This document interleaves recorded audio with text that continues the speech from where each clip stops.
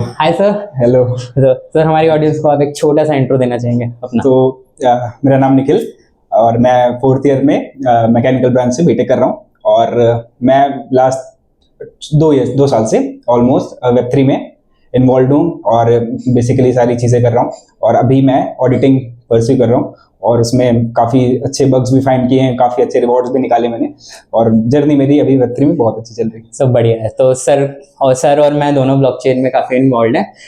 अभी मेरी भी आज पहली मीट है सर के साथ तो मैंने कहा कि क्यों ना, ब्लॉकचेन लोगों को बहुत कठिन लगती है, लोगों को लगता है कि भाई क्या ही है, बहुत लोगों को स्कैम टेक्नोलॉजी लगती है, बहुत कुछ होता है। हाँ, तो मैंने कहा क्यों ना लोगों के डाउट्स क्लियर कर दें और ये दिखा पाएं कि भाई आसान है, अगर हम कर सकते हैं तो कोई भी कर सकता है। तो सर सबसे पहले हम लोग शुरू करते हैं, अगर आप एक छोटी अपनी लाइफ की जर्नी सबके साथ शेयर कर पाओ, मतलब बेसिकली 11th से 10th के बाद से, कि आपने कैसे आए, फिर आपने ब्लॉकचेन कैसे आई चुनी, वेब2 को छोड़ा, सब कुछ।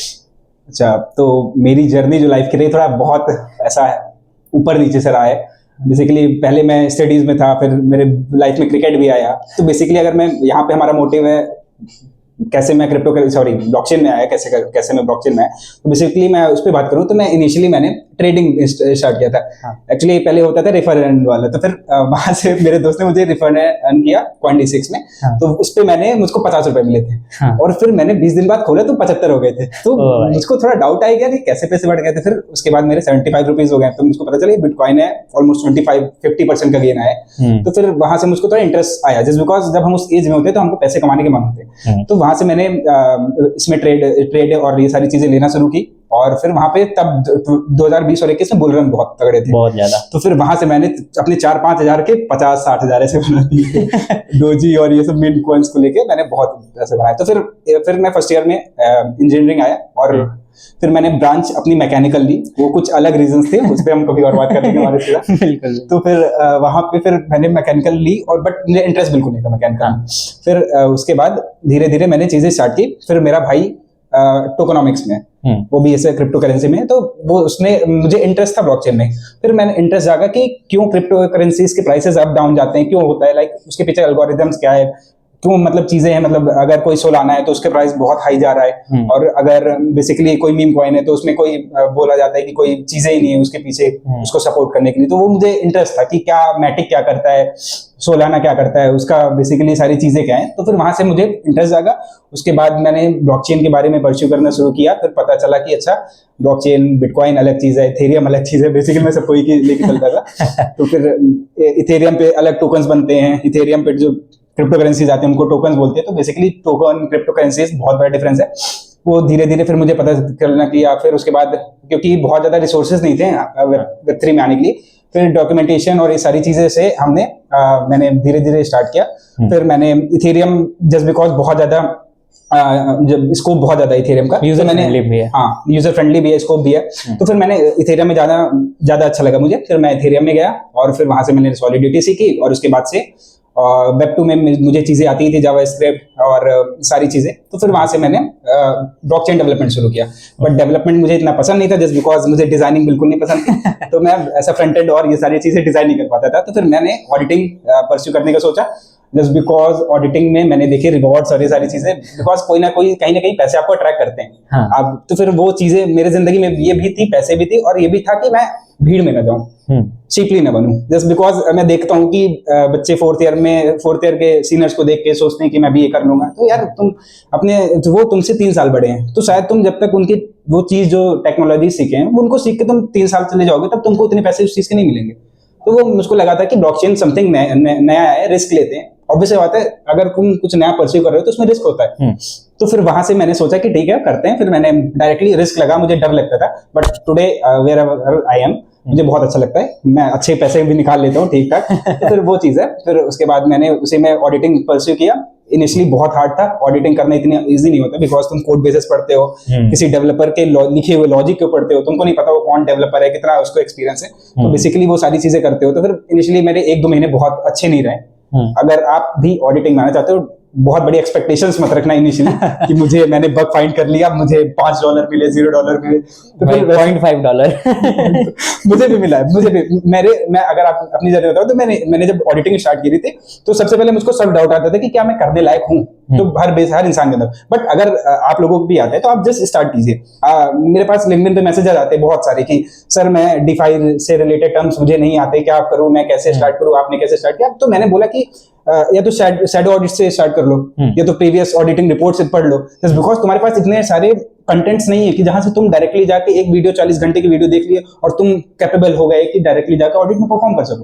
तो सबसे पहले अपने सेल्फ डाउट को हटाओ और जाके एक कोड बेस खोलो और ट्राई टू लर्न, वो कोड बेस को पढ़ने शुरू करो, उसको समझना शुरू करो और उसमें अपने नोट्स बनाओ, सारी चीजें करो, कितना भी टाइम लगे बट उसको करो। और उसके बाद अगर तुमसे नहीं हो रहा है तो फिर अपने आप को थोड़ा टाइम दो, फिर नेक्स्ट डे स्टार्ट करो।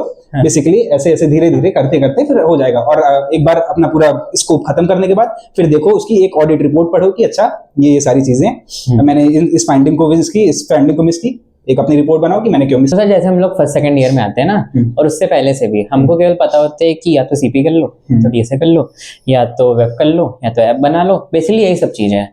तो आपने भी शायद वो सब किया होगा। सो आप मतलब ऐसा बता सकते हो कि जैसे आज मार्केट बहुत ज्यादा सैचुरेट हो चुका है, हाँ, सब कोई सीपीडीएसए कर रहा है, सबको वेबसाइट बनाना आता है, सबको ऐप बनाना आता है, तो मतलब ऐसा क्यों, मतलब ऐसे ब्लॉकचेन आपको क्यों लगा कि ये अलग है, या आपने क्यों ऐसे डाइवर्ट किया? क्योंकि आपने कहा जावास्क्रिप्ट की थी, आपने क्यों वहां नहीं स्टिक किया और आपको लगा कि अलग ही कर ले? बेसिकली अगर मानस में तुम्हें बताऊं, जावास्क्रिप्ट मैंने इसलिए की थी क्योंकि वो हार्ड हैट के फ्रेमवर्क में यूज होता था, तो हार्ड हैट मुझे सीखनी थी तो मुझे जावास्क्रिप्ट सीखनी थी।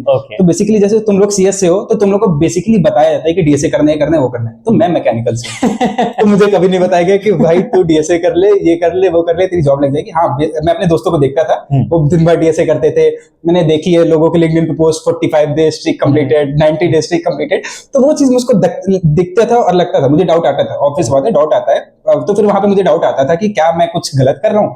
तो बट मुझे वो चीज नहीं आई, और मेरे भाई ने भी मुझे सपोर्ट किया कि वो टोटली मुझ पे बोलता था कि हाँ भाई तू करो, हो जाएगा, मैं हूँ तुम्हारे साथ। और वो बहुत सीओज और सारी चीजें से, और उसकी भी एक स्टार्टअप था स्टिक्स, वो भी थोड़ा अभी डाउन फॉल में चला गया जब से तो फिर उधर से फिर उसने मुझे हमेशा मोटिवेट किया कि तुम करो।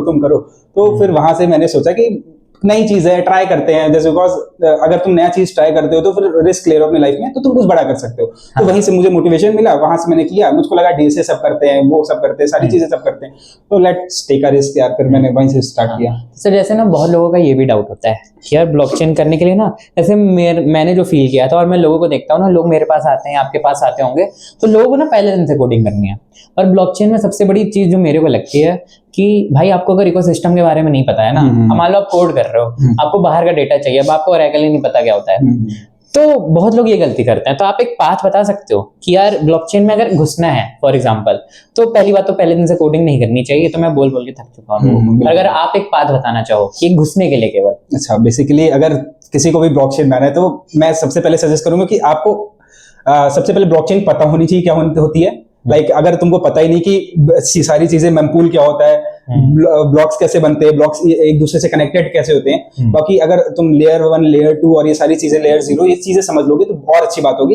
क्योंकि अगर तुम बेसिक डायरेक्टली, अगर तुमको लगता है कि तुम डायरेक्टली कोडिंग सीख के डायरेक्टली जाके स्मार्ट कॉन्ट्रैक्ट लिख के तुम सारी चीजें कर दोगे तो वो नहीं हो पाएगी। तुम मानस ने बहुत सही चीज बोली कि तुम पहले ब्लॉकचेन समझो होता क्या है। लाइक तुम लेट्स से तुम वेब 2 में हो, वेब 2 में तुमको सारी लैंग्वेजेस आती है, तुमने बहुत सारी लैंग्वेजेस में हैंडल किया है, लेट्स से जावास्क्रिप्ट हो गई, C++, आती है तो बहुत अच्छी बात है, बहुत अच्छी बात है। अगर तो फिर तुम वेब 3 में आ सकते हो। बट इनिशियली मैं बोलूंगा कि तुमको इंपॉर्टेंट है कि नॉलेज होना चाहिए, इथेरियम कैसे काम करता है, ब्लॉकचेन कैसे काम करती है, बिटकॉइन कैसे काम करता है, तो फिर वो सारी चीजें पता होंगी, तुमको सारी चीजें पता होगी, तो फिर तुम वहां पे आके चीजें समझ पाओगे। क्योंकि जब तुमको पूरा फ्रेमवर्क पता होगा, सारी चीजें कैसे काम कर रही है, तो फिर तुमको ज्यादा आसान होगी चीजें समझने में। अब तुमको पता ही नहीं है, अब तुम सोच रहे हो कि मैं फंक्शन क्लिक किया और डायरेक्टली फंक्शन एग्जीक्यूट हो जाएगा, तो नहीं, वैसा नहीं होता।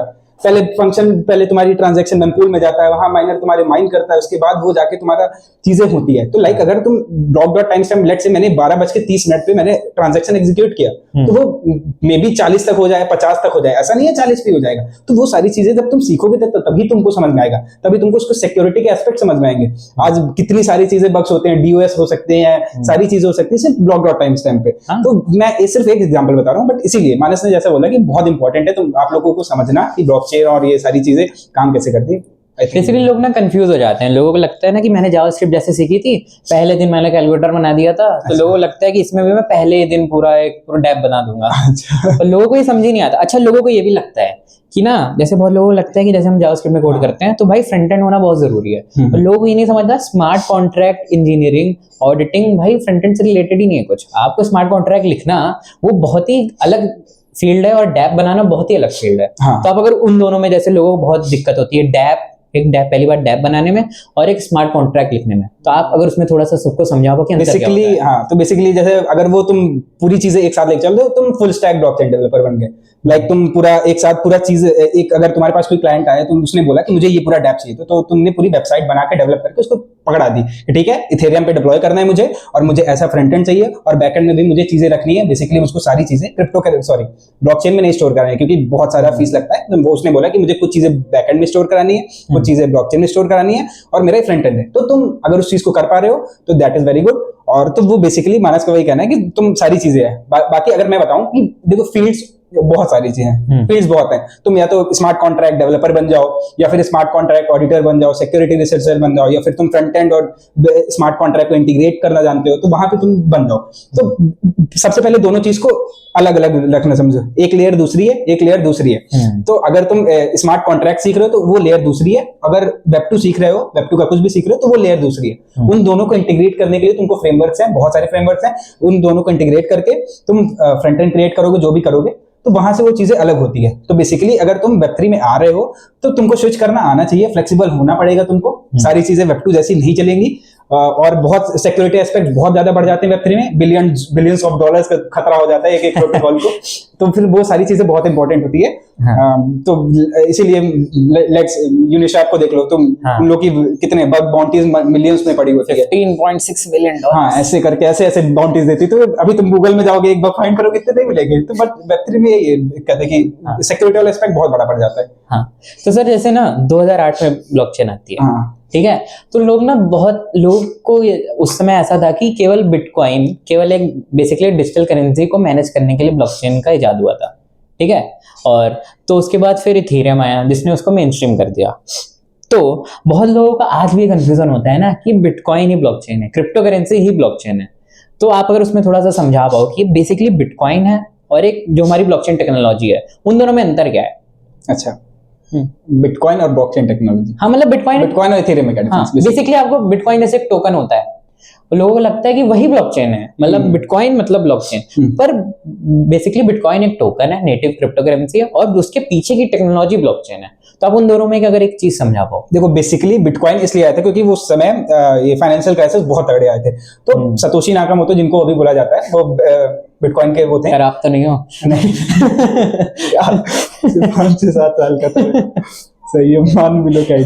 तो फिर उन्होंने डेवलप कर दिया बिटकॉइन। तो फिर उन्होंने बेसिकली इसीलिए लाया था क्योंकि अब हम पैसे किसको दे रहे हैं तो फिर वो सेंट्रलाइज हो रहा है, ठीक है। कहीं ना कहीं अगर मैंने मानस को पैसे रखने के दिए, ठीक है, मानस तुम मेरे पैसे रख लो, तो वो सेंट्रलाइजेशन हो गई, मानस उस पैसे को कुछ भी कर सकता है। तो बट अगर तुम अपने पैसे खुद से होल्ड कर पा रहे हो, लाइक मैंने बोला कि क्रिप्टो करेंसीज में मैं होल्ड कर रहा हूँ, ठीक है, तो फिर वहां पे चीजें तुम्हारे ऊपर सेंट्रलाइजेशन वाला पार्ट हट जाता है, ठीक है। तो बेसिकली क्रिप्टो करेंसी इसीलिए लाई गई थी। लेट्स से इंडियन रुपी है, अब इंडियन रुपी को यूएसए किसी भी तरीके से उसको पैसे उसके वैल्यू फ्लक्चुएट कर सकता है, ठीक है।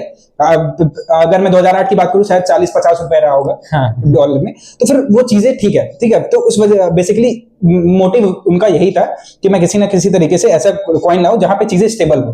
Basically bitcoin is not stable, मैं कभी नहीं बोलूंगा इन्वेस्ट कर दो, बट उनका यही मतलब था कि लोग अपने बिटकॉइन खरीद सकें और अपने पास रख सकें सेफ, ठीक है। बेसिकली पावर यूजर के पास, हाँ, पावर यूजर के पास है, ठीक है। उसके बाद बिटकॉइन ऐसा था, तो लोग ने खरीदी, लोग ने कुछ ज्यादा यूज भी किया, फिर उसके बाद बिटकॉइन चला जाता है हमारे गंदे लोगों के हाथ में, और वहां पे फिर डार्क वेब्स में और वहां पे पेमेंट्स के यूज में होने लगी। तो बिटकॉइन का सबसे बड़ा इंपॉर्टेंट चीज यही था कि चीजें ट्रांसपेरेंट हो, like transparent in not that way कि मैं अगर मानस को भेजा तो पता चल जाएगा कि मानस को पैसे गए हैं, बेसिकली ट्रांजैक्शन ट्रांसपेरेंट कुछ हुआ है। हाँ, एड्रेस, एक एड्रेस से दूसरे एड्रेस गया, तो वो ट्रांसपेरेंट, वो ट्रांसपेरेंसी की बात कर रहा हूं मैं। और चीजें डिसेंट्रलाइज हो, किसी के एक बेसिकली किसी के हाथ में ना हो, तो वो वहां पे उनका मतलब ये था कि कोई किसी को भी भेज सके। अभी अभी जैसे रशिया के ऊपर सैंक्शंस लग गए कि यूएसए ने सैंक्शन लगा दिया, रशिया तुम्हारे सारे यूएस डॉलर मैंने ब्लॉक कर दिए, ठीक है, तो ये गलत बात है, ऐसा नहीं करना चाहिए।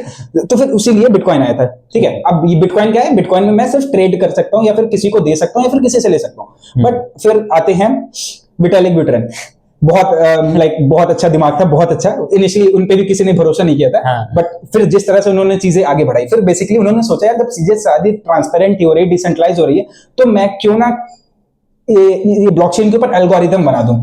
अब एल्गोरिदम कैसे बनता है, कोड के फॉर्म में, ठीक है, ऑब्वियस बात, कोड के फॉर्म में। तो बेसिकली सबसे इंपॉर्टेंट डिफरेंस यही है कि बिटकॉइन में आप कोडिंग नहीं कर सकते, आप स्मार्ट कॉन्ट्रैक्ट्स बिटकॉइन पे नहीं लिख सकते, बट आप इथेरियम स्मार्ट कॉन्ट्रैक्ट से करते हो, एक एल्गोरिदम बना सकते हो, चीजें कर सकते हो। लेट्स से एक बहुत अच्छा एग्जांपल है शायद, फिर तो उसमें जैसे लेट्स से मानस जम्मू कश्मीर में रहता है, मैं दिल्ली में रहता हूँ, ठीक है। अब लेट्स से मानस को जम्मू कश्मीर से मुझे ट्रांसपोर्ट करना है कुछ एप्पल्स, ठीक है, और मुझे कुछ 2 इथेरियम में पेमेंट करनी मानस को। तो मैंने मानस को एक वो कंडीशन दी कि मानस टेम्परेचर जो होना चाहिए कार का वो 5 डिग्री सेल्सियस से नीचे नहीं जाना चाहिए, सॉरी ऊपर नहीं जाना चाहिए। तो फिर मैंने एक ऐसा लॉजिक लिख दिया, इफ कंडीशन और सारी कंडीशंस लगा के, बेसिक सा लॉजिक बता रहा हूँ कि अगर जब तक मैं मॉनिटर जो हमारा वो टेम्परेचर, वो मॉनिटर एक सेंसर लगा दिया हमने कार के अंदर, और वो टेम्परेचर मॉनिटर कर रहा है।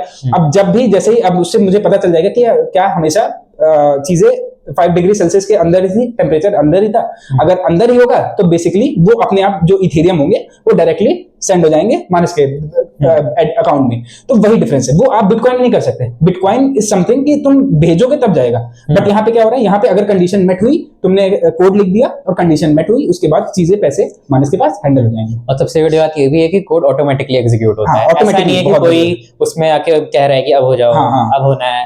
वो और चेन लिंक कभी आप यूज कर सकते हैं, उससे भी। इसलिए तो ऑडिटिंग इतनी बड़ी फील्ड है, अगर उसमें चेंजेस कर सकते हैं तब तो फिर बहुत। तो सर जैसे ब्लॉकचेन इम्यूटेबल होती है, इम्यूटेबल बहुत लोग सुनते हैं। तो जैसे मैं आपको एक छोटा सा एक्सपीरियंस बताऊं, मैं कॉलेज में एक इवेंट था, मैं वहाँ एक्सप्लेन कर रहा था, तो टीचर ने ना, मैं आपको बताता हूँ कि लोगों को कितनी गलत नॉलेज है इसके बारे में। मतलब मैं नाम नहीं लूंगा कौन सी फैकल्टी थी, एक फैकल्टी मेरे जज थे, तो उन्होंने मेरे से पूछा कि ब्लॉकचेन सिक्योर कैसे है। अब ऐसी चीजें होती है ना कि मतलब ये सवाल वैसा ही है कि तुम पैदा हुए तो तुमको सांस लेना आता है कि नहीं। मतलब अब मैंने उनको एक्सप्लेन भी करना चाहा, अब मैंने उनको थोड़ा सा चीजें बताई कि सर ऐसे होता है, मतलब नॉन्स होता है और प्रीवियस हैश होता है, ढेर सारी चीजें बताई, ब्लॉक्स बताया। मैंने उनको कीज बताना शुरू किया कि सर आप ट्रांजैक्शन साइन करते हो तभी जा सकता है ये वो, पर उनको समझ ही नहीं आया। उन्होंने मेरे से कह दिया कि चाबी मत बताओ, मेरे को चाबी नहीं जाननी, ये है वो। तो सर वैसे ना लोगों को बहुत मिस इन्फॉर्मेशन है, तो आप क्या कहते हैं, अगर इसके बारे में हमको ये बताना चाहो कि यार कैसे लोग इसको सही करें, मतलब लोग कैसे अपना एक अच्छा सोर्स आप बताना चाहो कि यहाँ से हमको अगर रिसोर्सेज पढ़ें या हम ये चीजें पढ़ें या हम ये यूट्यूब वीडियोस देखें, ऐसा कुछ आप रिसोर्सेज बताना चाहो कि लोगों के जो ये सिंपल डाउट्स है वो कैसे क्लियर करें सब कोई। अच्छा, तो बेसिकली मैं चीजें बताऊं कि कहाँ से वो कर सकते हैं। तो अगर मैंने स्टार्ट किया था, अगर आप हिंदी में कंफर्टेबल हो तो आप कोड डिटेल्स की पुरानी वीडियोस में जा सकते हो। अगर आप इंग्लिश में बहुत कंफर्टेबल हो, बहुत ज्यादा अच्छे हो, तो फिर आप साइफर अब्राफ्ट पे जा सकते हो। पैट्रिक कॉलिंस का कोर्स भी है, बेस्ट। हाँ, वो बेस्ट है, वो बेस्ट है। अगर आप इंग्लिश में सबसे अच्छे हो तो उस पे जा सकते हो। और बाकी मैं अगर बोलूँ तो इंडिया में यही दिक्कत है कि हम नई चीजों को एब्जॉर्ब करने में बहुत टाइम जाता है। हम चाहते हैं नई चीजों को समझना और उसी में हम लेट हो जाते हैं और हम उसी में पीछे रह जाते हैं। हम सोचते हैं कि अरे यार, अभी जैसे AI है, आर्टिफिशियल इंटेलिजेंस, तो बहुत लोग उसमें है कि अरे कुछ नहीं कर पाए, अरे आ रहा है, आने दो, कुछ नहीं होगा। तो बेसिकली हम क्या कर रहे हैं, हम एंटी फ्रेजाइल नहीं हो रहे हैं, उसके बिहाफ हम फ्रेजाइल हो रहे हैं, हम चीजों को रिफ्लेक्ट कर रहे हैं, अरे आ रहा है, जाने दो। बट हम जब 2030 तक जाएंगे, हमारी तबाह खुलेगी, अरे यार GPT से इतनी सारी चीजें हो रही है, ये हो रहा है, वो हो रहा है, तो फिर हम बहुत पीछे रह जाएंगे। और ये चीजें हमें सीखनी चाहिए बाहर से। Just like he told me कि एक टीचर थे, वो सुनने के लिए तैयारी नहीं थी कि चाबी से कोई रिलेशन नहीं है। हाँ। और सिग्नेचर इज बहुत बड़ी चीज है। सिग्नेचर, आई थिंक सिग्नेचर बहुत बड़ी चीज है। मैं आपको बताऊं, सिग्नेचर बेस्ट एग्जांपल है जो Web3 ने दिया है। हाँ, बहुत बेसिकली एक किसी भी डिजिटल एसेट को आइडेंटिफाई करना कि वो तुम्हारा है, यही चीज तो सॉल्व की थी। मतलब बहुत बड़ी चीज है, बहुत बड़ी चीज है। इवन अगर मैं AI में बात करूं तो सिग्नेचर यूज हो सकती है। बेसिकली अभी होता है ना कि जैसे अभी कोई event, let's say Narendra Modi की कोई फोटो किसी ने पब्लिश कर दी AI से बना के, तो बेसिकली उसको हम कंट्रोल कर सकते हैं सिग्नेचर से। लेट्स से अगर किसी को AI पे फोटो बनानी है तो वो एक सिग्नेचर करेगा, लेट्स से वो अपने आधार कार्ड से आईडी से सिग्नेचर करेगा, तो बेसिकली वो सिग्नेचर करेगा और वो प्रूफ देगा कि हाँ मैंने ये फोटो यहाँ पे ली, तो फिर वो चीजें पता चल सकती है कि आर्टिफिशियल इंटेलिजेंस कितना हैंडल कर सकते हैं। तो बेसिकली मैंने देखा था, मैंने पढ़ा था, मैंने कहीं पे पढ़ा था ये चीज कि सिग्नेचर से ये सारी चीजें हम कर सकते हैं। तो मैंने ये वो तब देखा था तो हमारे Web3 को और आर्टिफिशियल इंटेलिजेंस को इंटीग्रेट कैसे कर सकते हैं, तो वो सिग्नेचर का बहुत बड़ा रोल है इसमें। और अगर आप पढ़ना चाहते हो तो जा सकते हो, बाकी मैम और इन टीचर्स के बारे में मत ही आना जो बताया। हाँ। सारे टीचर्स ऐसे नहीं होते, सब अच्छे होते हैं, समझते हैं कुछ लोग, हाँ। बट कुछ कुछ होते हैं नहीं, बाकी फैकल्टी भी है बहुत अच्छे होते हैं। मैंने उनके साथ रिसर्च पेपर भी लिखे हैं, ऐसी बात नहीं है। पर मैं ये बताना, जैसे सर आपने बताया एक चीज ना, मतलब आप बहुत ज्यादा एक्साइटेड थे ये जानने के लिए कि कैसे वैल्यू बनती है किसी भी क्रिप्टो करेंसी की। तो सर आप एक चीज बता पाओ, जैसे आज मीम कॉइन चल रहे हैं, लोग ट्रेडिंग कर रहे हैं, हमने 2024 में बेसिकली सब कुछ क्रिप्टो से देख लिया कि ब्लॉकचेन टेक्नोलॉजी की पावर है क्या। तो आप एक बात बता पाओ कि बेसिकली बिटकॉइन या किसी भी मीम कॉइन या किसी भी कॉइन की वैल्यू बनती कैसे है? देखो, एक तो होता है क्रेज, ठीक है, जैसे बिटकॉइन का क्रेज है, बिटकॉइन का क्रेज है, तो बिटकॉइन को इसीलिए लोग खरीदते हैं क्योंकि उसका क्रेज है। बिटकॉइन बहुत बड़ी चीज है, बहुत वैल्यूएबल एसेट है, जितनी उसकी वैल्यू है उतनी तो किसी कंट्री की जीडीपी भी नहीं होती। तो बेसिकली तो इसलिए उसका क्रेज है, तो लोग इसको इसलिए बाय करने जाते हैं। बट इथेरियम क्यों बाय करते हैं? इथेरियम में बिकॉज ट्रांजैक्शंस होते हैं, वहां पे तुम्हारे स्मार्ट कॉन्ट्रैक्ट्स लिखे जाते हैं। तो बेसिकली ये जो हमारे टोकन क्रिप्टो करेंसीज होते हैं वो किसी ना किसी प्रॉब्लम को सॉल्व करती है, ठीक है। जैसे जीके सिंक है, तो जीरो नॉलेज वाली प्रॉब्लम को ये जीके सिंक सॉल्व करता है। और इथेरियम की प्रॉब्लम क्या है? बहुत ज्यादा गैस फीस है। तो इस गैस फीस को सॉल्व करने के लिए हमारे मैटिक ने चीजें निकाली, और मैटिक इंडिया नहीं है। हाँ। तो मुझे बहुत प्राउड फील होता है। मैं भी भाई संदीप नेलवाल सर देख रहे हो तो बहुत ज्यादा लगता है मुझे। अरे आपको मैं बताऊं, मेरा एक दोस्त है, हाँ। उसके वो जीजा जी हैं संदीप नेलवाल। बहुत बढ़िया मिल लेंगे फिर। तो फिर भाई मैं बोल रहा था कि जैसे मैटिक है, ये मैटिक जब आया था पॉलीगॉन, तो फिर अपने टाइम में इसने भी इथेरियम को हैंडल करने की, इसकी गैस फीस को हैंडल करने की कोशिश की। तो बेसिकली अगर मैं बात करूं, चीजें एल्गोरिथम के बेस पे अगर क्रिप्टो करेंसीज होती हैं, अगर उसका बैक एंड चीजें, अगर मैं बैक एंड बोल पाऊं, बैक एंड अगर उसका अच्छा है, उसका पीछे का काम क्या है, जैसे हर क्रिप्टो करेंसी के पीछे का कोई काम होते हैं, और जिनका कोई काम नहीं होता उनको मीम कॉइन्स बोल देते हैं। बस उनको सिर्फ हमने डिप्लॉय कर दिया, ERC-20 का टोकन बनाया, उसको डिप्लॉय कर दिया एलॉन मस्क के नाम से, शिबा इनू के नाम से, तो फिर वो बेसिकली उनका कोई काम नहीं होता। बट अगर उसमें जब वैल्यूज आने, लोग खरीदने हो जाते हैं, इंटरेस्ट हो जाते हैं, जस्ट लाइक शिबा इनू भी अब धीरे धीरे डेवलप कर रहा है। हाँ। पता है, वो भी कुछ नया चीज ला रहे हैं। तो ऐसा होता है, मीम कॉइन्स बेसिकली कोई काम के नहीं होते, बस वो सिर्फ इसलिए आते हैं मार्केट में क्योंकि उनका क्रेज बढ़ाना होता है, हाइप बढ़ाना होता है। लेट्स से डोनाल्ड ट्रंप आने वाले हैं, उनका कोई इलेक्शन होने वाला है, तो उनके नाम पे हमने कोई मीम कॉइन जनरेट कर दिया, अब उसको देख के लोग हाइप में आ गए, खरीदने लगे। तो वहां पे आप पैसे लॉस भी कर सकते हैं और गेन भी कर सकते हैं। बट यहाँ पे अगर हम कुछ फंडामेंटल्स, जो बहुत फंडामेंटल्स है, उनके पीछे टेक्नोलॉजीज अच्छी है, अगर उनको आप बाय करेंगे तो क्योंकि उनकी टीम भी बहुत अच्छी होती है, मेहनत करती रहती है, कुछ नया करती रहती है, तो वहां पे फायदा मिलता है। ओके। तो सर जैसे एक समय आया था कि NFTs बहुत ही फट रहे थे, साइबर क्रिप्टो पंक्स और ये pudgy penguin and all of that. So basically NFT होता क्या है, अगर एक बहुत ही सिंपल वे में अगर हम समझा पाए लोगों को, अच्छा, कि NFT क्या होता है, व्हाट इज NFT? तो NFT का सबसे पहले full form non fungible token. तो बेसिकली जो चीजें रियलिटी में एग्जिस्ट नहीं करती बट हमारे डिजिटली एसेट्स, लाइक वो डिजिटल एसेट है, वो डिजिटली हमारे ऊपर एग्जिस्ट करती है, ठीक है। अगर मैं सबसे पहले चीजें बताऊं, आप जैसे सबसे बड़ी चीज वो है, आप जैसे PUBG खेलते हो, तो PUBG में आपने कोई क्लोथ खरीदा और कोई पैंट खरीदा, लेट्स से $40, $50, $100, तो वहां पे आप चीजें खरीदते हो। तो फिर वो जो है वो बेसिकली, अगर मैं टोटली NFT नहीं है बट स्टिल वो आप उसको NFT कह सकते हो क्योंकि आपके पास उस चीज की ओनरशिप है, हाँ, ठीक है। तो फिर वहां पे बट उसको बहुत लोग खरीद सकते हैं, ठीक है। बट मैंने जैसे NFT निकाली, अब जैसे मैंने बोला कि मैंने मैंने कोई NFT बनाई, मैंने ड्राइंग बनाई और उसको मैंने डिप्लॉय कर दिया। अब उसकी स्क्रीनशॉट लेके कोई भी उसको ले सकता है, ठीक है। हाँ। मैंने अब लेट्स से कोई है मेरा दोस्त, उसने स्क्रीनशॉट लेके बोल दिया, अरे ये निखिल, हाँ, ये मैंने ड्राइंग बनाई, निखिल की ड्राइंग नहीं है, हाँ। तो वो चीज है, यहाँ पे ओनरशिप की दिक्कत आ गई।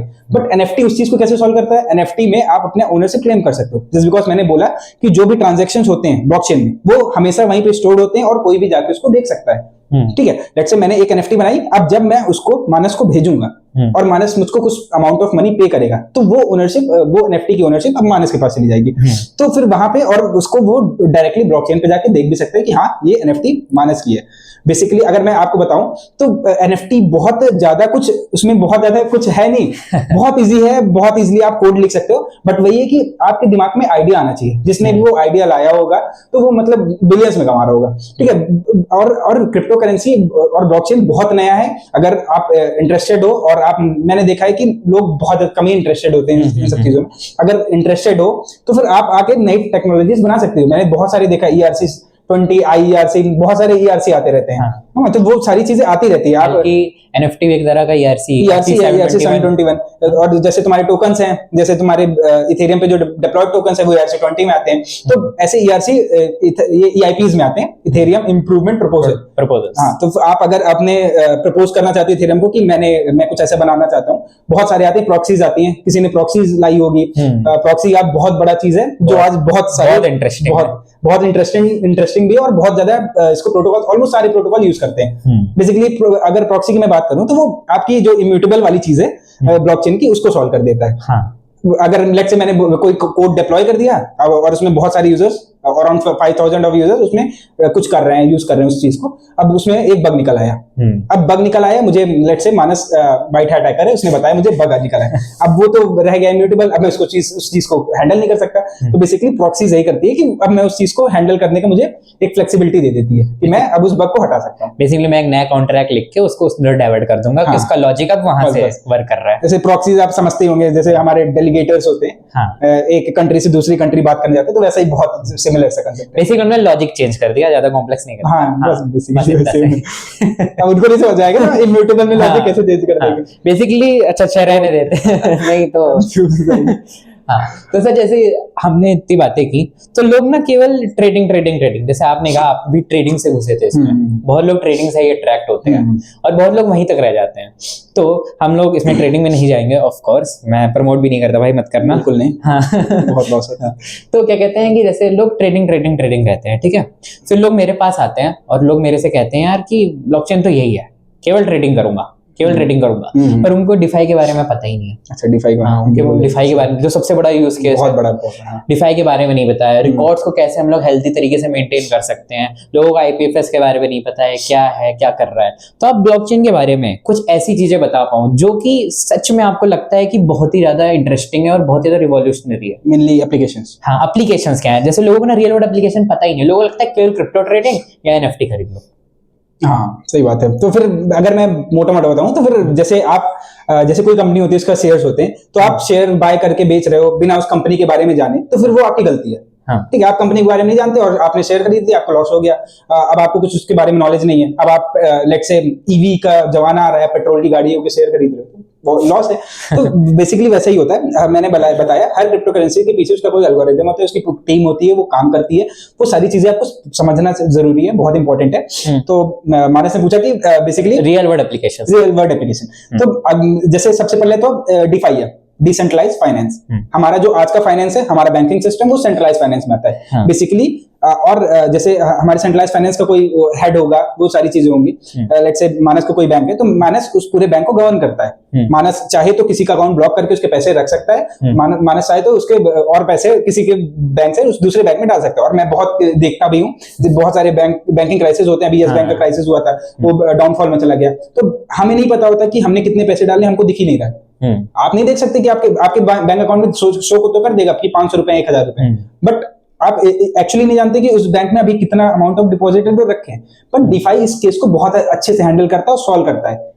ठीक है, अभी फिर डिफाई में क्या होता है, डिफाई में आप देख सकते हो कि उसमें कितना अमाउंट अभी तक उनके पास है। लेट्स से डिफाई मेनली अगर मैंने 2 इथेरियम जाके डिपॉजिट कर दिए डिफाई में, एक फंक्शन कॉल किया, डिपॉजिट हो गया मेरा 2 इथेरियम, अब उसमें मुझे 1 साल में कुछ इंटरेस्ट मिलेगा, उसको मैं बेसिकली विड्रॉ कर सकता हूँ। और मैं जब चाहे तब कर सकता हूँ।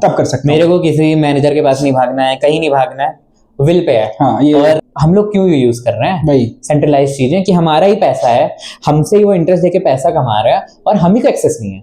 जब चाहे आप पैसा निकाल सकते हो, जब चाहे आप डाल सकते हो, अलग अलग चीजें होती हैं। तो बस आपका ट्रांजैक्शन माइन हो जाना चाहिए। हाँ। एक बार माइनस ने ट्रांजैक्शन पकड़ा, तो 1 मिनट 2 मिनट 3 मिनट में तुरंत आपका पैसा आपके पास आएगा और आप डायरेक्टली यूज कर सकते हो। तो डिफाई बहुत बड़ा यूज केस। उसके बाद रियल वर्ल्ड एसेट आता है, RWA, वहां पे अभी आपका बहुत बड़ा यूज केस है। जस्ट लाइक कि अगर किसी कंपनी है, लेट्स से मानस को कोई startup, again I am taking example of Manas, तो मानस ने किसी कोई स्टार्टअप किया, अब उसको फंड्स की जरूरत है। तो फंड्स में क्या होगा, हमने कुछ इसने रख दिया कि जो भी मेरे पास फंड्स देगा उसको मैं 10% इंटरेस्ट पे मैं उनको फंड्स वापस करूंगा। तो उसमें जो भी हमारे यूजर्स होंगे, जो भी लेट्स से कोई बहुत बड़ा वेल है, वो इन्वेस्ट करना चाहता है, तो डायरेक्टली उस रियल वर्ल्ड एसेट वाले प्रोटोकॉल पे आके अपने फंड्स डिपॉजिट कर सकता है, और वो रियल वर्ल्ड एसेट वाला जो प्रोटोकॉल है वो डायरेक्टली फंड्स को मानस को ट्रांसफर कर देगा, और मानस उस चीज को अपना जो भी वो होगा उसको अच्छे से चलाएगा, चीजें करेगा और पैसे लाके वापस दे देगा। तो ये रियल वर्ल्ड का एप्लीकेशन है, और रियल वर्ल्ड में बहुत सारी चीजें आती है। उसके बाद आपका स्टेकिंग आ जाता है, जो कि यूनिस्वैप में कर सकते हो, बहुत सारी चीजें वहां पे कर सकते हो।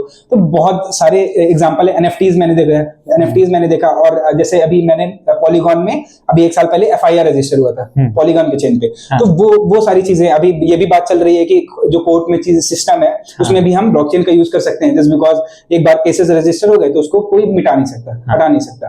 तो बहुत सारे एप्लीकेशन है, बताने जाए तो शायद वीडियोस ही नहीं खत्म, और एप्लीकेशन हर दिन आते हैं, नए नए आ रहे हैं। जीरो नॉलेज का बहुत बड़ा एप्लीकेशन है। अगर मैं जीरो नॉलेज के बारे में बताऊं सर, एक बार हो जाए। जीरो नॉलेज बहुत इंटरेस्टिंग है, ठीक है। जीरो नॉलेज समथिंग कि मैं अपने लेट्स से मानस पुलिस है और मैं हूं कोई इंसान, नॉर्मल सा पीपल। अब मानस जानना चाहता है कि मेरे पास आधार कार्ड है कि नहीं, तो मैं अपना बिना आधार कार्ड दिखाए मानस को बता सकता हूँ कि मेरा आधार कार्ड है। बेसिकली ये जीरो नॉलेज है, बहुत इंटरेस्टिंग टेक्नोलॉजी, बहुत इंटरेस्टिंग है, और उतनी कॉम्प्लेक्स है। बहुत मैथमेटिक्स यूज होती है। मैंने ऑडिट ट्राई किया था एक बार जीरो नॉलेज के करने का, बट इतना कॉम्प्लेक्स मैथमेटिक्स है, बहुत सारी चीजें हैं, तो फिर वहां से थोड़ा गिव अप मार दिया। वैसे होता सॉलिडिटी करते हैं, रस्ट में भी थोड़ा स्कोप है, उसको भी करते हैं, बट जीरो नॉलेज मैंने कर दिया। बट अगर आप एप्लीकेशन देखो जीरो नॉलेज से बहुत अच्छे है। वहां पे बेसिकली अगर ब्लॉकचेन के टर्म्स में देखें, वहां पे गैस फीस उनकी सॉल्व हो जाती है, और जीरो नॉलेज का टर्म ऐसे ही देख लो कि मुझे अपना आधार कार्ड दिखाए बिना मैंने मानस को दिखा दिया कि हाँ मेरे पास आधार कार्ड है। इसलिए वही बात हो गई कि मैं 18 साल का हूँ, मैंने ये प्रूफ कर दिया मैं 18 साल का हूँ बिना अपनी डेट ऑफ बर्थ रिवील किए, बिना डेट ऑफ बर्थ रिवील किए। तो जीरो नॉलेज यही है, और ये बहुत बड़ा इसका भी एप्लीकेशन है ब्लॉकचेन का, बहुत बड़ा है, और वो भी फ्यूचर में होने वाले। तो बेसिकली मेरे कहने का मतलब है 2025 तक जो एप्लीकेशन आए हैं अभी मतलब स्टार्ट होने तक आए हैं, 2024 एंड होते तक, अभी 2025 में पता नहीं कितने एप्लीकेशंस आएंगे। जैसे जैसे डेवलपर्स एंटर करेंगे, जैसे जैसे आप लोग एंट्री करेंगे, आप लोग समझना शुरू करेंगे, नई टेक्नोलॉजीज में इंटरेस्ट लेना शुरू करेंगे, तो आप लोग भी डेवलपर कुछ नया निकाल सकते हैं। बहुत इजी है, तो सब डेवलपर्स ही करते हैं। बस आपको होना चाहिए, एक रिस्क लेने की पावर होनी चाहिए कि हाँ मैं इसमें कुछ कर सकता हूँ, और बस वही। सर एक और एप्लीकेशन जो मैं पर्सनली भी आपसे पूछना चाहता हूँ, जो मेरे को बहुत ही अच्छा लगता है, वो है फ्लैश लोन्स। अच्छा, फ्लैश लोन। सर अगर आप उसके बारे में थोड़ा सा बता पाए। Flash loans I think best है, और सिक्योरिटी के मामले में भी बेस्ट है, ठीक है। सिक्योरिटी में फ्लैश लोन से बहुत ज्यादा चीजें होती हैं। बेसिकली फ्लैश लोन क्या है? फ्लैश लोन मैंने किसी को दे दिया, मैंने 1 करोड़ रुपए दे दिए बिना उससे उसका क्रेडिट स्कोर पूछे, बिना उसका बैक हिस्ट्री जाने, मैंने उसको 1 करोड़ रुपए दे दिए, और वो मुझे रिटर्न भी कर देगा। बेसिकली फ्लैश लोन इतना इंटरेस्टिंग है। अगर मैं वो ट्रांजेक्शन के टर्म में बताऊंगा, बहुत कॉम्प्लेक्स है।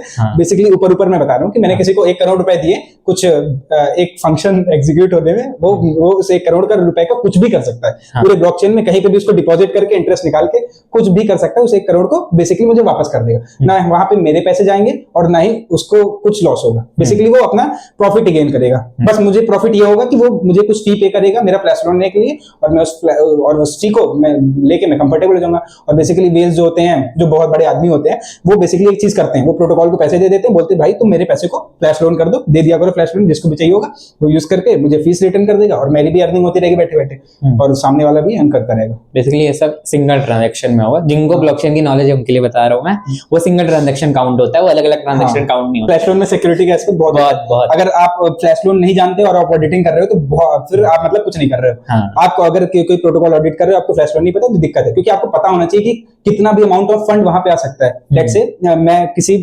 ओरेकल के लिए प्राइस फेच करने के लिए किसी ऐसे डिसेंट्रलाइज स्मार्ट कॉन्ट्रैक्ट का यूज कर रहा हूँ, तो कोई यूजर उसमें डायरेक्टली बहुत सारे फंड्स डाल के, और जो सामने वाला टोकन होगा उसकी प्राइस गिरा सकता है, और गिरा के जब वहां पे तुम्हारा वो प्राइस फेच किया उस कॉन्ट्रैक्ट ने, दूसरे कॉन्ट्रैक्ट ने, उसमें प्राइस कम हो गई, और उसके बाद वो डायरेक्टली वहां से बाय करके चीजें कर सकते हैं। कॉम्प्लेक्स हो रहा होगा, बट स्टिल मतलब ऐसा हो रहा है कि मैं आपसे सोच रहा हूँ कि सैंडविच अटैक भी पूछ लूं। अच्छा, कि क्या फ्रंट रनिंग क्या होती है, बैक रनिंग क्या होती है। हाँ, बहुत सारी चीजें। तो सर बस मैं एक और छोटी सी चीज पूछूंगा, जैसे ओरेकल हमने काफी कर दिया, मैंने ये भी बोला कि लोग डेवलपमेंट में घुसते हैं, ओरेकल पता नहीं होता, तो ओरेकल बता दें आप छोटा सा एक। ओरेकल इज समथिंग, तुम रियल वर्ल्ड डेटा ले रहे हो, कहीं से भी रियल वर्ल्ड डेटा ले रहे हो। बेसिकली एक स्मार्ट कॉन्ट्रैक्ट की और ये सारी दिक्कत ये है कि तुम डेटा लेने में बहुत दिक्कत आती है, रियल वर्ल्ड डेटा तुमको लेने में बहुत दिक्कत आती है। तो उसी के लिए हमारा ओरेकल प्रोवाइड करता है, जैसे चेनलिंक भी होता है, वो बहुत सारे ओरेकल प्रोवाइड करता है। Oracle in the sense, let's say मैंने एक प्रोटोकॉल बनाया, अब मुझको अपने बिटकॉइन का प्राइस जानना है, ठीक है। अब बिटकॉइन का प्राइस मैं अपने स्मार्ट कॉन्ट्रैक्ट के कोड में कैसे जान सकता हूँ? Not that easy. तो बेसिकली आप बैलेंस यूज करते हो और ये सारी चीजें यूज करते हो, तो वो डिफरेंट चीज होती है। बट मैंने यहाँ पे वो सारी सेंट्रलाइज एप्लीकेशन है, बट यहाँ मैं डिसेंट्रलाइज एप्लीकेशन की बात कर रहा हूँ, लेट्स से यूनिस्वैप। तो वहां पे आपने एक स्मार्ट कॉन्ट्रैक्ट डिप्लॉय किया। अब मुझे जब भी आप स्वैप करोगे, स्वैपिंग मतलब स्वैपिंग बेसिकली मैं बता दूं कि जैसे मैंने इंडियन रुपी खरीदे, अब मुझको यूएस डॉलर चाहिए, तो मैंने स्वैप कर दिया, इंडियन रुपी दिया, यूएस डॉलर ले लिया। तो लेट्स से मैं टोकन 1 टोकन 2 ले रहा हूँ, तो टोकन 1 मैंने कुछ टोकन 1 को टोकन 2 में डिपॉजिट करने हैं, सॉरी स्वैप करना है। अभी मैं यूएस डॉलर रुपी का एग्जांपल लेके चलता हूँ। तो मैंने कुछ इंडियन रुपी 1000 रुपी रखे अपने पास, अब मुझको स्वैप करना है उसको यूएस डॉलर में। तो बेसिकली अब मुझको वहां पे क्या चाहिए, मुझको यूएस डॉलर का प्राइस चाहिए उस टाइम पे। मुझको चाहिए कि अच्छा यूएस डॉलर का 90 रुपी प्राइस है, तो वहां पे वो स्मार्ट कॉन्ट्रैक्ट को कौन देगा? वो कोई एक्सटर्नल फीड डेटा देगा, ठीक है। जो एक्सटर्नल कोई भी प्रोटोकॉल होगा वो डायरेक्टली देगा। तो वहां पे चेनलिंक अभी सबसे अच्छा काम कर रहा है, उसका ऑटोमेशन सिस्टम। डायरेक्टली आप वहां से उसका किसी भी टोकन का प्राइस फेच करके डायरेक्टली अपने स्मार्ट कॉन्ट्रैक्ट में यूज कर सकते हो, और यूज करके और उसको अच्छे से स्वैप करके जो भी आपके टोकन्स आएंगे, यूएसडीटी आएंगे, ऑलमोस्ट कितना आएंगे, $12-13 आएंगे, वो आप अपने पास रख लोगे और आप 100 रुपीज उस स्मार्ट कॉन्ट्रैक्ट में डिपॉजिट कर दोगे। तो जैसे इस साल क्या हुआ, बिटकॉइन $100,000 पहुंचा। हाँ, तो लोग को बहुत खुशी हुई। तो मेरा आपसे बस एक ऐसा सवाल है, अगर आपने बिटकॉइन खरीदा था? नहीं, मैंने नहीं। एक्चुअली मुझे डर लगता है, लिटरली मैं दिल से बताऊं तो मुझे बहुत डर लगता है, क्योंकि ये बिटकॉइन और सारी चीजें, मतलब अगर इसके एप्लीकेशन देखोगे बहुत अच्छी क्रिप्टो करेंसीज के और ब्लॉकचेन के, बट ये क्योंकि बहुत कम यूज में है, तो लाइक अगर इसमें मिलियंस ऑफ डॉलर भी फंड्स डाल दे तो प्राइस बहुत ऊपर नीचे हो सकता है। तो बेसिकली इसको वेल्स पूरा एकदम फ्लक्चुएट करते हैं। आपको बहुत अच्छी अंडरस्टैंडिंग ना हो चार्ट्स की और ये सारी चीजों की, आपके पास कोई इंफॉर्मेशन नहीं हो, इन्फो नहीं हो, तो डायरेक्टली आप अगर उसमें पैसे लगाने जाएंगे तो थोड़ा दिक्कत हो सकती है, क्योंकि बेसिकली कोई इसको गवर्न नहीं करता, कोई इसकी प्राइस को गवर्न नहीं करता। बिटकॉइन 40% गिर जाए, 50% गिर जाए, नो वन नोज, ठीक है। तो बुलरन आया भी तो किसी न्यूज की वजह से आया, जस्ट बिकॉज डोनाल्ड ट्रंप जीते और डोजी का वो उनका अपना एक विभाग बना, तो लाइक एलॉन मस्क ने बहुत प्रमोट करते हैं। तो हाँ, तो फिर वो सारी चीजें इस वजह से बिटकॉइन $100,000 छू पाया। तो मैं यही बोल रहा हूँ कि आपको बहुत ज्यादा अगर नॉलेज ना हो तो उसमें अगर मैं जैसे मैं हूँ, मैं टोटली ब्लॉकचेन में इन्वॉल्व हूँ, तो इसका मतलब ये नहीं कि मैं ट्रेडिंग करता हूँ। हाँ। मेरे पास पड़े होते हैं, मेरे पास रिवॉर्ड्स आते हैं, बट मैं कभी भी उसको इथेरियम में बिटकॉइन में नहीं डालता हूँ, क्योंकि मुझे पता है मेरे कितने हार्ड वर्क करके मैंने वो पैसे कमाए हैं, और कब इथेरियम 10% गिर के मेरे $1,000 900 बन जाओ, तो वो मुझे बहुत डर लगता है, तो इसलिए मैं नहीं करता हूँ। बेसिकली यही है कि भाई देखो, ट्रेडिंग ना स्टॉक्स वाली बहुत अच्छी है। हाँ। इसमें तो बिल्कुल नहीं है भाई, इसमें तो बिल्कुल भी नहीं है, गलती से भी नहीं करनी है। हाँ। तो यही है, और जो कर रहे हैं उनको करने दो, वो सब बड़े आदमी वो सब करते रहते हैं। हाँ, क्योंकि एलॉन मस्क कब 3 मिलियन पहुंचा के फिर वो कह देगा टेस्ला वी एक्सेप्ट, मतलब हम डॉज कॉइन एक्सेप्ट कर रहे हैं, और जैसे 3 बिलियन पहुंचा, $1 बिलियन का प्रॉफिट निकाल के अब हम नहीं एक्सेप्ट कर रहे हैं क्रिप्टो इज स्कैम। और आई थिंक अभी आपको इन्वेस्ट बिल्कुल नहीं करना चाहिए। $100,000 आई थिंक पीक है। जा सकता है $110,000 जा सकता है, 110,000, बट अभी आप मतलब मेरे तरफ से सजेशन ये मत करिए, जस्ट बिकॉज बुलरन है, मैं नहीं बोल रहा हूँ, बट बुलरन स्टे करता है, थोड़ी देर चलता है, बहुत ज्यादा प्रॉफिट, शॉर्ट टर्म में प्रॉफिट अगर निकाल पा रहे हो, बहुत अच्छे ट्रेडर हो, you can go for it. But जैसे माइकल सेलर और ये सारे ये डाउन जाता है तो तरोई भी खरीदते रहते हैं। बस यही मैं बोलूंगा, मैंने कभी जैसे बियर मार्केट भी आया तो मैंने कभी फेथ नहीं लूज किया कि क्रिप्टो करेंसी नीचे जा रही है, कुछ नहीं होने वाला। मेरे अंदर फेथ था, मेरी चीजें थी। $20,000 $26,000 आई थिंक लोएस्ट था, $25,000। तभी भी मेरे अंदर फेथ था, और उस समय भी मैं ब्लॉकचेन ही सीख रहा था। तो फिर मुझे फेथ था कि हाँ चीजें अच्छी होंगी, और $100,000 है, तो बस वही आपको आप जो कर रहे हो उसके ऊपर फेथ होना चाहिए कि हाँ मैं कर लूंगा, और ये भी टेक्नोलॉजी जो है वो भी उसका कुछ अच्छा पॉजिटिव होगा। बेसिकली हम यही कहना चाह रहे हैं कि देखो, क्रिप्टो केवल एप्लीकेशन है ब्लॉकचेन टेक्नोलॉजी का, उसके पीछे की टेक्नोलॉजी ब्लॉकचेन है। जब आप घुसोगे ना तो आपको समझ आएगा कि यार क्रिप्टो तो केवल एक नेटिव क्रिप्टो करेंसी है, मतलब एक बेसिकली एक टोकन है एक तरह का, और उसके पीछे की टेक्नोलॉजी ब्लॉकचेन है भाई, और वो बहुत ही अलग है, बहुत ही अलग है, बहुत ही अलग है। उसको आप किसी भी तरीके से यूज कर सकते हो। हाँ, पर जैसे आप वर्क कर रहे हो, मैंने भी वर्क किया, तो ज्यादातर हमको पता है इसका स्कोप बाहर की तरफ है, बाहर मतलब विदेशों में, दुबई इधर साइड। पर आप अगर इंडिया में थोड़ा इसका स्कोप बता पाओ, जैसे जो लोग केवल जॉब माइंडसेट से आएंगे इसमें, जैसे हम लोग Web2 में जॉब करते हैं, अगर लोग Web3 में जॉब करें, आई थिंक Web3 में सबसे बड़ी अपॉर्चुनिटी जो आपको मिलती है वर्क फ्रॉम होम की।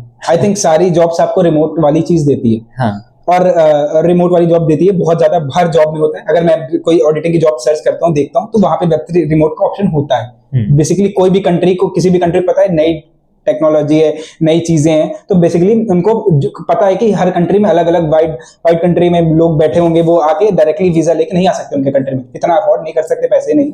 तो बेसिकली वो आई डोंट नो वो क्या जानते हो, बट स्टिल अगर आप इस चीज के बारे में बात करें, इंडिया में स्टिल कुछ नहीं है, बहुत अच्छा नहीं है, बहुत अच्छा इंफ्रास्ट्रक्चर नहीं है, चीजें नहीं।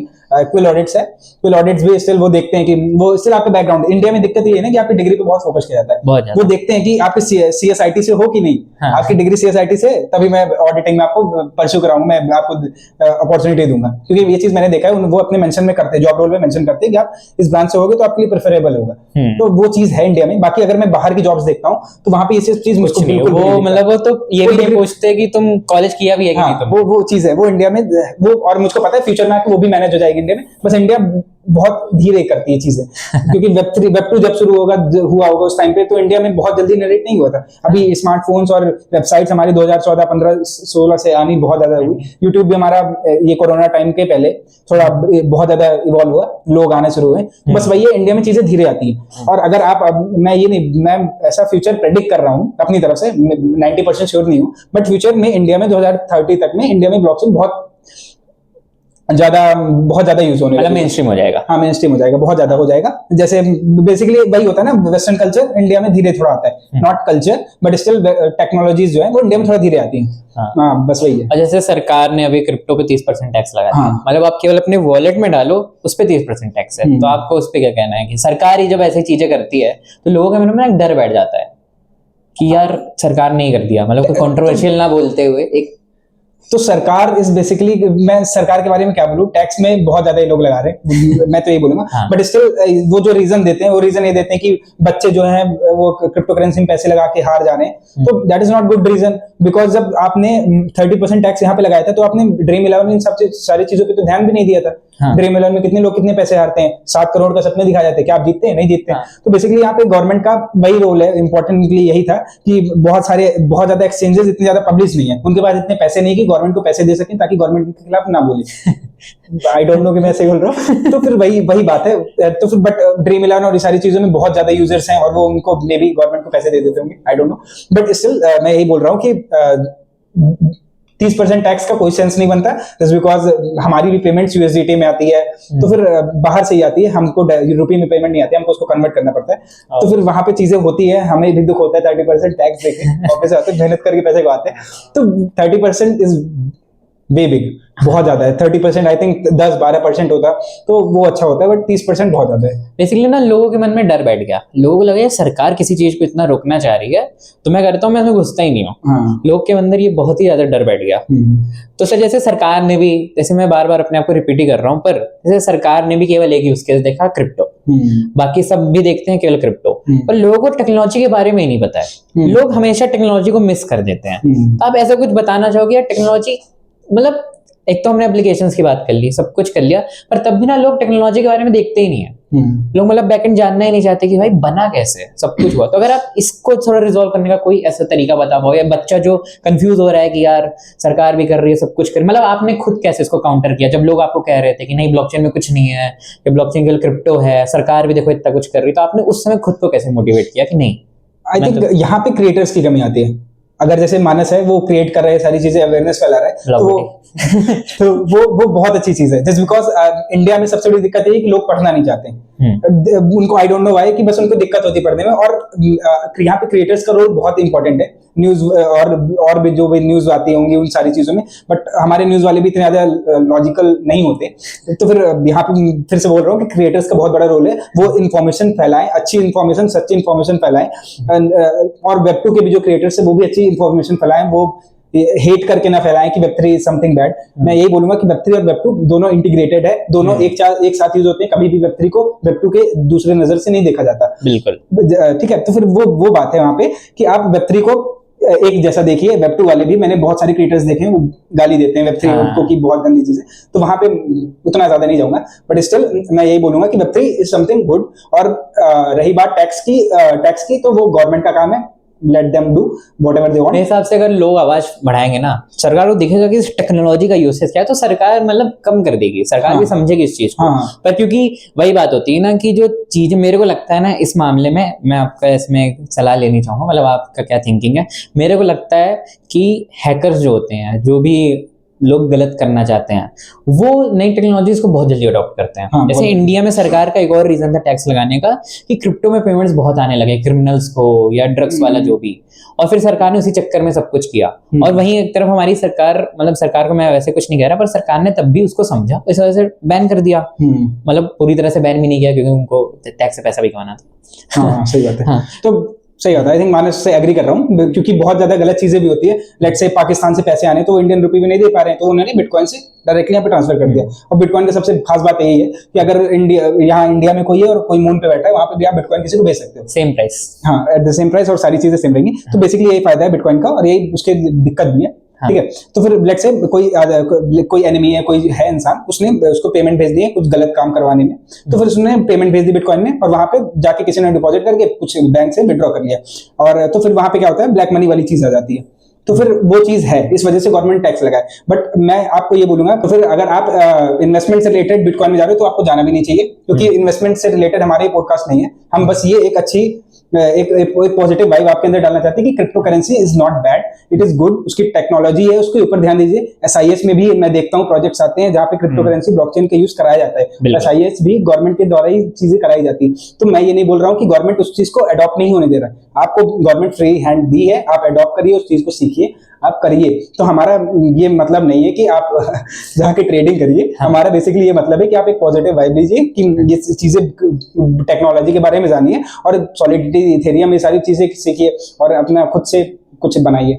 जैसे मैं हूँ और भी बहुत लोग हैं, डेवलपमेंट तो कर लेते हैं, पर आप एक ऑडिटिंग का एक पाथ बता पाओ कि कैसे करनी है, कैसे बग ढूंढना है। तो मैं कहाँ से स्टार्ट करूँ? वेब 2 से कोई स्विच कर रहा है या फिर नहीं, एक वेब 3 डेवलपर है, क्योंकि ऑडिटिंग के लिए आपको डेवलपमेंट आनी चाहिए, आपको बेसिक नॉलेज होनी चाहिए स्मार्ट कॉन्ट्रैक्ट बनाने की। तो एक बंदा है जो उसने सब कुछ सीख लिया, सब कुछ कर लिया, अब वो ऑडिटिंग में कैसे घुसे? अच्छा, तो बेसिकली अगर आप एक डेवलपर भी हैं, लेट्स से वेब 2 के केस में देखते हैं, आप डेवलपर होते हैं तो आपको बहुत ज्यादा सिक्योरिटी एस्पेक्ट नहीं देखने होते। उसके लिए आप अपने कोड बेस को किसी को दे देते हो जो टेस्ट करता हो, टेस्टिंग में वो सारी चीजें करते हैं, उसके बाद पकड़ाते हैं। बट अगर आप एक डेवलपर हो तो आपको सिक्योरिटी एस्पेक्ट पता होनी चाहिए, बहुत इंपॉर्टेंट है। जस्ट बिकॉज अगर आप जितना अच्छे से कोड बेस बनाओगे, जितना सिक्योर बनाओगे, वो आपके लिए उतना अच्छा होगा। आपको उसकी सिक्योरिटी में इतने ज्यादा पैसे ज्यादा खर्च नहीं करने होंगे। ठीक है, तो अगर आप एक डेवलपर हो तो उसके बाद मैं स्टार्ट करता हूँ। Let's say you are Ethereum developer, आपको सॉलिडिटी आती है, आपको हार्ड हैट आता है, फाउंड्री आती है।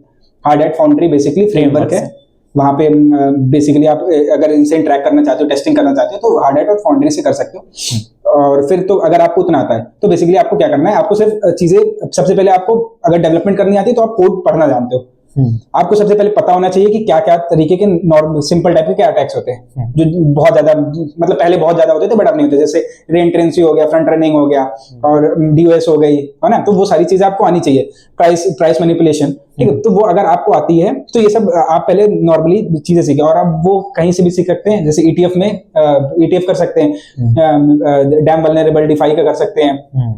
तो उसका भी उसको थोड़ा चैलेंजिंग होता है। डैम वल्नरेबल डिफाई का चैलेंज कर सकते हैं। बेसिकली वहां पे क्या होगा, वहां पे आपको छोटा सा कोड बेस देंगे, आपको उसमें बग फाइंड करना होगा, और आप वहां पे बग फाइंड करके एक टेस्ट लिख के डायरेक्टली सबमिट कर सकते हैं। बेसिकली टेस्ट नहीं होता, मैंने टेस्ट लिखे थे। मैंने एक सॉलिडिटी फाइल बनाता था, और वहां पे फिर मैंने एक टेस्ट फाइल बनाता था।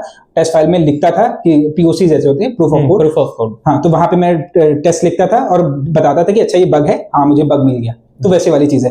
तो बेसिकली वो सारी चीजें होती हैं। तो वैसे आप धीरे धीरे प्रोसीड करेंगे, आप कोड बेस पढ़ना शुरू करेंगे, छोटे छोटे कोड्स पढ़ना शुरू करेंगे, उसमें बग्स फाइंड करना शुरू करेंगे, तो वो आपको एक मोटिवेशन देगा। फिर आप जब धीरे धीरे चीजें समझने लगेंगे, अच्छा बग्स कहाँ कहाँ हो सकते हैं, तो फिर उसके बाद धीरे धीरे आपने समझ लिया, डिफाई चीजें समझ ली। लेट्स से आपने ERC20 टोकन डिप्लॉय कर लिया, ERC21 टोकन डिप्लॉय कर लिया, आपने कोई डिफाई, लेट्स से आपने यूनिस्वैप का क्लोन बना लिया, तो वहां से आप चीजें समझ गए ना कि लिक्विडिटी क्या होती है, बोरोविंग क्या होती है, फंडिंग क्या होती है, फंडिंग रेट क्या है, और इंटरेस्ट रेट क्या है, APY क्या है। तो वहां से आप जब बेसिक टर्म समझ जाएंगे, तो उसके बाद जब कोई ऑडिट करने जाएंगे आप, तो फिर वहां पे आपको चीजें पता होंगी कि अच्छा इस टर्म का ये मतलब है, इसका ये फॉर्मूला है, क्योंकि मैथमेटिक्स थोड़ी सारी यूज होती है। और अगर ये मैंने ऊपर का बताया, अगर आप बहुत अच्छे ऑडिटर बनना चाहते हो तो आपको असेंबली और यूल भी आनी चाहिए, लो लेवल वाली चीजें भी आनी चाहिए। मेमोरी मैनेजमेंट और ये सारी चीजें बहुत इंपॉर्टेंट हो जाता है। तो फिर अगर आप ऊपर अच्छे खासे इसमें भी आप अच्छा खासा कर सकते हैं, बट स्टिल आप अपने आप को अपग्रेड करते रहिएगा। तो इसलिए मैं बोल रहा हूँ कि आप यूल और असेंबली ये सारी चीजें भी सीख लेंगे तो आपके लिए बहुत अच्छा होगा, बहुत बेहतर होगा। अगर आपको पता है ओवरफ्लो अंडरफ्लो नॉर्मल आजकल होता है, ओवरफ्लो अंडरफ्लो की वल्नरेबिलिटी इवन मैंने भी पिछले कंटेस्ट में एक अंडरफ्लो की फाइंड की थी और उसके मुझको $505 मिले थे। वाह। तो फिर वैसा था, तो फिर इसकी ये सारी कंडीशन भी आती है। और क्योंकि आपको नहीं, और प्रिसीजन लॉस सारी चीजें भी होती है। प्रिसीजन लॉस बहुत इंपॉर्टेंट है इसमें, प्रिसीजन लॉस बहुत ज्यादा होता है, उसके भी आपको बहुत अच्छे पैसे मिल जाते हैं। तो आपको ये सारी चीजें पता होनी चाहिए। आपको जब चीजें पता होंगी तो आप वहां से रिलेट कर पाओगे कि अच्छा मुझको यहाँ से मिल सकता है। और बेसिकली मैं सबसे बड़ी एडवाइस यही दूंगा कि आप जब डायरेक्टली जाइएगा कोई कोड बेस ऑडिट करने जाए तो बहुत ज्यादा एक्सपेक्ट मत करिएगा कि मैं मुझे पहली फाइंडिंग में मैंने पहले ही कोड बेस दिया और उसके बाद आप उसके टॉप को देख रहे होंगे, उसको $4,000 मिल गए और मेरी रैंक है 400 300। तो बेसिकली आप स्टार्ट कर रहे हैं वहां से। मैं अपनी जर्नी बताऊं तो मैं 2 महीने में 3 प्रोटोकॉल्स ऑडिट किए थे, मुझको कुछ नहीं मिला था। और मेरा पहला प्रोटोकॉल जो मुझको मिला था वो एल्फी का था। एल्फी में मुझको बेसिकली वो स्टेकिंग प्रोटोकॉल था और वो पहला कोड था जिसको मैंने 4000 lines of code directly handle किया था। उससे पहले मैं 600 700 800 1000 करता था, बट मैंने रिस्क लिया। मैंने सोचा निखिल चलो कुछ ऐसा करते हैं जो सब नहीं करते। तो फिर मैंने सोचा चलो 4000 लाइंस ऑफ कोड डायरेक्टली मैंने स्विच किया और उसमें मैंने 5-6 फाइंडिंग निकाली और फिर वहां पे मुझको $385 मिले। पहली पेमेंट मेरी 385 की थी। वहां से मुझको मोटिवेशन है निखिल कुछ कर सकते हो। तो उसके बाद से मैंने फिर कभी रुका नहीं। कॉलेज ही मुझे रोका है। कॉलेज की क्लासेस होती थी 8:30 से 4 और अटेंडेंस मैंडेटरी। तो फिर वहां से धीरे धीरे हुआ। फिर 4th ईयर में थोड़ा कम हुआ कॉलेजेस की क्लासेस। तो वहां से मैंने अभी 2 महीने पास मेरे बहुत अच्छे रहे। वहां पे मैंने बहुत अच्छी चीजें परफॉर्म की और उसके बाद से अच्छा हुआ। तो बेसिकली मैं बता रहा हूँ कि आप बहुत ज्यादा एक्सपेक्टेशन मत रखिएगा कि मुझको पहले मे बी आपको 1 महीने लग सकते हैं, 2 महीने लग सकते हैं। और अपनी स्किल को बढ़ाते रहिए। बढ़ाएंगे कैसे? आप ऑडिट रिपोर्ट्स पढ़ सकते हैं। लेट्स से सोलो डेट पे जा सकते हैं। हाँ, सोलो डेट पे जा सकते हैं। या फिर आपने कोई कोड बेस, जैसे कोई आपको डिफाई के बारे में जानना है तो आपने डिफाई कोड बेस पकड़ लिया और लेट्स से आप एल्फी का एग्जांपल लीजिए। एल्फी का ऑडिट का कंपटीशन कंप्लीट हो गया। अब आप क्या कर सकते हैं? आप उसका ऑडिट खोल सकते हैं और उसके बाद आप अपनी तरफ से ट्राई करिए सारे उसका कोड पढ़ने का। उसके बाद अपनी तरफ से बग निकालिए और जो मिस करते हैं आप डायरेक्टली ऑडिट रिपोर्ट में जाके पढ़ सकते हैं। बेसिकली आप फाइनल रिपोर्ट जाके देखो, अपनी रिपोर्ट देखो, अपनी रिपोर्ट देखो कि आपने क्या क्या मिस किया और आपने क्या क्या किया। Yes exactly. तो वो चीजें कर सकते हैं। और एक बात और जो बहुत सारे लोग मिस करते हैं, अगर आप बेसिकली जब आप कोई कोड बेस ऑडिट कर लेते हैं उसके बाद उसका फाइनल रिजल्ट आता है तो आप ये चीज डायरेक्टली नोट करिए कि आपने कौन कौन सी फाइंडिंग मिस की और उसकी एक अपनी रिपोर्ट बनाई कि मैंने ये फाइंडिंग क्यों मिस की है और उसका एक रीजन दीजिए और ये फाइंडिंग मैं अगली बार कैसे पकड़ सकता हूँ। तो जब आप ऐसे रीजन दे देंगे तो अगली बार आपको ये फाइंडिंग पकड़ने में बहुत थोड़ा आसान होगा। ठीक है, तो वैसे ही आप अपनी स्किल अपग्रेड करना चाहिए और कर सकते हैं। और इसमें बहुत ज्यादा कुछ ऐसा चीजें नहीं है जो मैं बता दूं कि आप एकदम टॉप लेवल पे चले जाएं। बेसिकली आपको ऑडिट रिपोर्ट्स पढ़नी है और आप थोड़ा टेस्टिंग में अगर आप अपना हाथ आजमाना चाहते हैं, फर्स्ट टेस्टिंग यूनिट टेस्टिंग तो बेसिकली होती है, बट स्टिल फर्स्ट टेस्टिंग में जा सकते हैं आप। वहां पे फर्स्ट करेंगे तो फिर मे बी आपको चीजें और अच्छे समझ में आएगी। तो वो चीजें आप कर सकते हैं, बट ऊपर से बस मैं इतना ही है। तो जैसे मैं एक सवाल ऑडिटर्स के लिए, माने जो ऑडिटर है जैसे जो इस प्रोसेस में है, जैसे मैं भी हूँ, तो सर क्या हर जो बग मैंने ढूंढा उसके लिए पीओसी लिखना जरूरी होता है? नहीं, बेसिकली कैंटीना, अगर कैंटीना में जाएंगे तो वहां पे अभी उन्होंने पीओसी मैंडेटरी कर दी है। हाई और मीडियम के लिए आपको पीओसी लिखना ही पड़ेगा, प्रूफ ऑफ कोड लिखना ही पड़ेगा। अगर आपका वो डुप्लीकेट नहीं है, लेट्स से अगर वो किसी को डुप्लीकेट है तो किसी ने पीओसी लिखा है तो आपको उससे डुप्लीकेट में आ जाएगा, तो वो पीओसी लिखा है तो मान लिया जाएगा चलो आपका भी पीओसी उससे वैलिड हो जाएगा। बट ये मैंडेटरी कैंटीना में। बट अगर आप सेवलॉक में जा रहे हैं, कोड फॉर इंडिया में जा रहे हैं, कोडॉक्स में जा रहे हैं, तो फिर अगर इसमें हैट्स में जा रहे हैं तो उसमें पीओसी मैंडेटरी नहीं होता। आप सिर्फ समझा सकते हैं कि अटैक पाथ समझा दीजिए कि यहाँ से इस फंक्शन को कॉल करेगा, ये फंक्शन कॉल करेगा, फंक्शन कॉल करेगा। और एक चीज और, आपको एस्केलेशन वाली स्किल होनी चाहिए। आपको जज को समझाना आना चाहिए कि ये क्यों इशू वैलिड है, क्योंकि अगर आप उसको नहीं समझा पाते तो आपको थोड़ा दिक्कत आएगी। और आपकी थोड़ा ये राइटिंग स्किल भी अच्छी होनी चाहिए। वो आप चैट जीपीटी से भी ट्राई कर सकते हैं। हाँ, वो एआई तो बहुत ही जरूरी है। बहुत जरूरी है। वो आप अपना बेसिकली आप अपना अटैक पाथ लिख दीजिए, वो थोड़ा रेक्टिफाई कर देगा चीजों को, वो आपको प्रेजेंट करके दे देगा। और बस यही है कि आपको चीजें समझाना आना चाहिए। वो बोलते हैं ना वो लड़ने वाली बात, क्योंकि कभी कभी आपकी जैसे लड़ाई हो जाएगी, आप ट्राई करेंगे, आप बहुत सारे प्रूफ देंगे कि नहीं ये क्यों वैलिड है, बट वो क्या करेगा, वो ट्राई करता रहेगा कि इनवैलिड मैं कैसे करूं। मेरे साथ बहुत हुआ है मेरा। तो फिर वो चीजें आनी चाहिए। बेसिकली मेरे हिसाब से सबको मार्कडाउन फॉर्मेट तो आना चाहिए, मार्कडाउन फॉर्मेट तो आना चाहिए। सही बात, मतलब बहुत अच्छे से आना चाहिए कि आप प्रेजेंट कर लो अच्छे से। क्योंकि मेरे ज्यादातर में मार्कडाउन फॉर्मेट जाता है, किसी में YML फाइल और अलग अलग चीजें। MD बहुत ज्यादा सब लगभग सब में चला जाता है। तो सर लास्ट सवाल मेरा आपसे ये है कि सर वाई ब्लॉकचेन और सबसे जरूरी क्या क्या सबसे बढ़िया रिसोर्सेज हैं लास्ट में, कि क्या क्या सबसे बढ़िया रिसोर्सेज जो चुने? पहले वाई ब्लॉकचेन, क्यों ब्लॉकचेन, और उसके बाद क्या क्या रिसोर्सेज है जहां से हम पढ़ सकते हैं? वाई ब्लॉकचेन का सबसे बड़ा यही है कि भीड़ कम है। बेसिकली आप भीड़ में मत जाइए, चीजों देखिए, एनालाइज करिए जो फ्यूचर में टेक्नोलॉजीज हो सकती है। मैं अगर एग्जांपल दूं, लेट्स से जैसे मार्क ज़करबर्ग और ये सारे लोग हैं, इन्होंने प्रेडिक्ट कर लिया था कि 2002-2003 में बूम आएगा वेब 2 का, तो उन्होंने पहले से ही चीजें अपने आप को प्रिपेयर कर लिया और उन्होंने फिर डायरेक्टली जाके अपना स्टार्टअप शुरू कर दिया। तो वाई ब्लॉकचेन में यही आंसर मेरा यही होगा कि आप फ्यूचर प्रेडिक्ट करना सीखिए कि एआई का फ्यूचर है, किस चीज का फ्यूचर है। तो मुझे फ्यूचर दिखता है ब्लॉकचेन का। तो बेसिकली अगर आप अभी सीख लेते तो उस टाइम पे जब आपको मार्केट की जरूरत पड़ेगी तो आप वहां पे होंगे, आप वहां पे चीजें देने को होंगे। और बेसिकली आप कोई भी काम करते तो किस लिए करते? पैसे के लिए।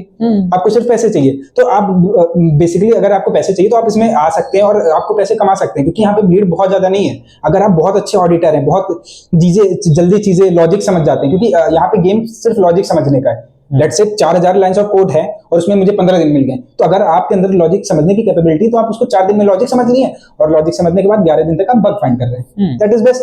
अगर बट आप स्टिल आपको इतनी लॉजिक आती है, आप हर चीज आते हैं, आप स्टिल डीएसए कर रहे हैं और ट्राई कर रहे हैं कोई 3-4 लाख की जॉब लेने का, that is bad. I think आप अपने आपका जो ये आपका जो इंटरेस्ट है और आपका जो मोटिवेशन है वो आप अपनी गलत जगह डाल रहे हैं। आप उसको सही जगह लेके आइए जहां पे आप कर सकते हैं, है ना। वो यहाँ पे बहुत ज्यादा स्कोप है।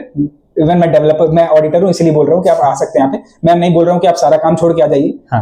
आप थोड़ा 1-2 घंटे टाइम दे सकते हैं, नहीं तो आपने सारी चीज छोड़ के आप डायरेक्टली इसमें आ गए। तो वाई ब्लॉकचेन का मैंने कवर कर लिया आई थिंक। सर, और रिसोर्सेज के साथ एक चीज और बता दीजिएगा, जो करियर पाथ फॉलो कर सकते हैं, जैसे एक सिक्योरिटी रिसर्चर, एक डेवलपर, एक ऑडिटर, और कुछ डिफाई रिसर्चर होते हैं, या केवल एक कंटेंट क्रिएटर। तो आप अगर एक करियर पाथ भी बता सकें रिसोर्सेज के साथ। अच्छा, रिसोर्सेज में बेसिकली अगर आप हिंदी में कंफर्टेबल हैं तो आप कोडिटर्स में जा सकते हैं। कोडिटर्स में उन्होंने बताया, बट बहुत ज्यादा उन्होंने चीजें नहीं बताई है, एडवांस लेवल में चीजें नहीं उसने बताई। तो उसके लिए आप इंग्लिश में, आई थिंक इंग्लिश सबको आती होगी, तो आप डायरेक्टली जाइए साइफर ड्राफ्ट पैट्रिक कॉलिन का कोर्स कीजिए। बेसिकली उसने बहुत बेसिक से पहले ब्लॉकचेन बताई है, फिर आपको सिक्योरिटी वाली चीज बताई, फिर सॉलिडिटी, बेसिकली उन्होंने सॉलिडिटी की इथेरियम के ऊपर ही बनाई है सारी चीजें। तो आप इथेरियम की सारी चीजें प्लेलिस्ट देखेंगे तो वहां से आप चीजें समझ जाएंगे कि इथेरियम क्या है, और वहां पे आपको ऑडिट रिपोर्ट भी लिखना सिखाएंगे।